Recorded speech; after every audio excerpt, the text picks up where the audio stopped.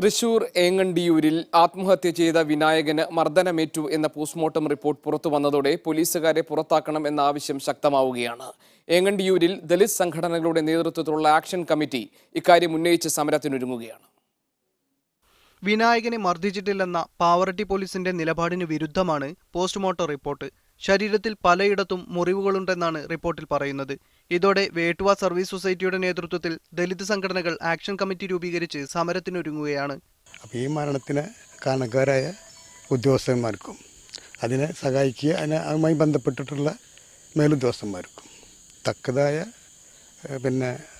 നിയമവശത്തിലുള്ള നിലപാടുകൾ ഡിപ്പാർട്ട്മെന്റ് തലത്തിലും ഗവൺമെന്റ് തലത്തിലും ഉണ്ടാക്കിയെടുക്കണം.